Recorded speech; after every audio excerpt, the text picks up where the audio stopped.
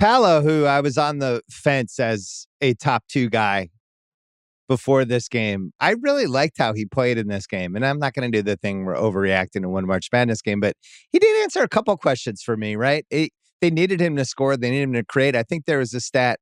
Duke made every shot they took in the last 8.5 minutes of the game. And he had a couple beauties. He had one of the things I didn't love about watching him was sometimes it seemed like he couldn't talk himself into the three. And then he would wait a second and take it. Whereas like somebody like Jabari, it's just like that. It's, he's a machine. He's like pop a shot. But tonight I thought he was really decisive.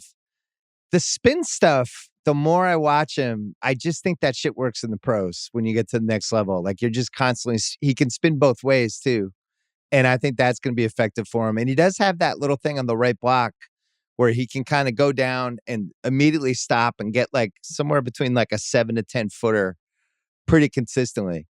But I was impressed by him tonight. I thought he was good. And just in general, that team, not surprising because they get the best prospects or some of the best prospects every year. They get the best ones. I mean, lately they have. Yeah. Well, I mean, they kind of took your guys' thunder. This used to be you. This was you once upon a time. You used to get the best guys. Now you got guys named Tai. we didn't get to talk about this on Sunday. I mean, that's been like the big shift for K. And I think the big reason he's getting to Paolo in a second, but I mean, that's one of the big reasons he's remained relevant. I kind of had in my notebook like a few talking points, like if K goes down, because that's a pretty big shift in terms of like what we're going to talk about, but obviously he didn't. But I mean, that's one of the reasons he's been able to maintain his longevity is he's found ways to stay appealing to top talent. And some of the top coaches don't always do that. You'll see him kind of move into these seasons of even Roy Williams in the 2000s. They just got so much talent.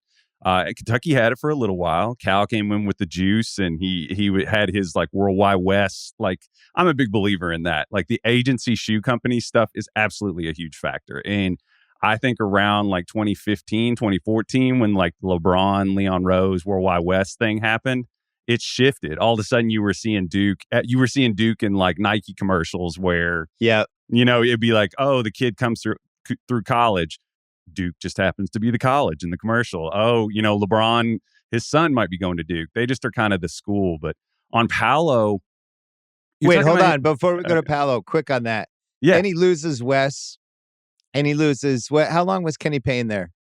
Cal still has a thing with Wes. I think the thing is just Wes has a full job now. That like he did have like a brain trust that I think definitely helped them. And those guys had a lot of tentacles in the high school ranks, and they're preaching the gospel of Coach Calipari. Yeah. And you lose that, and you look at the team he had this year. I was stunned by athletically. How unimpressive Kentucky was compared to like that Duke team I just watched. Usually they were at least neck and neck with athletes. I know they had their biggest recruit ended up not playing for the whole year, but still. Yeah. The Kentucky team, it was a machine that worked in sort of all the pieces had to be there. They just didn't have it. They had to run their stuff really religiously and really meticulously. And they just didn't have guys that could create their shots. Create their own shot like at an elite level like Duke does. Like if you watch, and the thing that's really clicked for Duke is Jeremy Roach.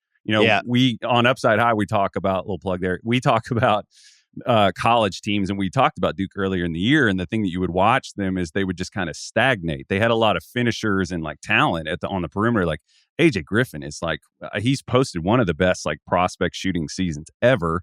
The kid does not miss, I swear to God. And then, you got Mark Williams is like an elite lob threat at the college level, on and on and on. But they just lacked like a creator to break down the defense. And you saw what happened tonight. Their point guard, Jeremy Roach, who was like a top 25 recruit, that's kind of the luxury you have. You're like, well, if this guy turns it on, he's also a top 25 recruit. They just look unguardable at times, like whenever he's got it going. Sure. But Kentucky just didn't. They had one guy like that, the guy, Tai, and he got hurt, and he just was never the same after he got hurt. He was babying it the rest of the season. So I'm watching Paolo tonight, and I've been trying to figure out every time I watch Duke, who does he remind me of? And I've landed on this. And people are going to think this is insulting, and it's not, because this guy was really good. Juwan Howard during the mid-90s, the Bullets era Juwan Howard, he reminds me of a 2.0 version of him with more range. Because Juwan didn't have a three-point shot. But a lot of the same stuff. Like the early Juwan, people remember like the 2000s Juwan when he started bouncing around. He was on Dallas, but like that early Bullets coming out of Michigan pedigree Juwan, the guy that Miami offered like 120 million for, he was just 20-9 every night, and he was just getting it, and he was getting those numbers. And I think to me, Paolo has a little of that in him. It's just he's really comfortable from that 18 to 19 feet. I think he's a little more athletic than Juwan was, but Juwan was athletic back then. But Juwan was a good facilitator passer too. There was one season where the Bullets were playing him at the 3 because they had Wallace and Weber with him, and he could do it. So, I think the thing with Paolo is I think about him at the next level is I'm sure, the teams will be pushing him as a 4. But there is going to be the ability, I think, to go a little bit big sometimes if you have the right roster with him. I don't think he can be a stretch 5, but you have a little flexibility with him. But I love the way he played tonight. And, we'll talk about Chet in a second. But I thought Paolo, that he kind of needed that. I was out on him as a top 2 guy. Now I'm like kind of reconsidering it. I've kind of gone the other way. I think he solidified him as he solidified himself tonight. I hate doing that. I'm not going to do that. But I mean, I had already been working that direction. I had already kind of moved him ahead of Jabari. I had Jabari 3. Oh, yeah. Really? Yeah. I think that man. The big thing that I've always talked about, like the differentiator whenever you're talking about like players that size, what the growth plate on their game, whenever you're trying to measure like where they can go, the like bridge to go. And this is the literal metaphor I used in my Jabari piece I wrote about him back in December, which nothing, if you want to go find that, my opinion hasn't changed. It's the same. But like the bridge to like a life as like a facilitator, like a superstar, like a Durant, Paul, at that size, like a Paul George, the guys that can do it at that size, you're talking about guys that can really handle the ball. And Jabari and Paolo, there's just no comparison. And for me, the thing that's really started to swing is you were talking about his hesitancy. One of the things I always talk about with prospects is like that balance, like that bubble in the middle of the level. Like we talk about Jokic, his is dead center in the middle. That's why he's unstoppable. Paolo's balance and discernment there is like a lot better than I think he's getting credit for. And if you watch down the stretch of this game, he made some just unbelievable drop-off passes. And if he's going to be able to make those types of reads off the dribble, and he's going to be able to draw 2, like draw doubles, draw help, because off the bounce, he's just on another planet compared to Jabari. Like Jabari just settles and settles. I love Jabari, but he's just a different type of player. I'm starting to feel like Paolo, you're going to start to hear like a correction back where he's going to be starting to get talked about at 1, in my opinion. Like, and some of the comps for him early in the year, if we were like, if he's going to be like this inefficient, like insistent primary guy, he's proven he's not that guy. I've kind of come all the way back to, he was my favorite player before the year. I've been just wildly impressed with him during March.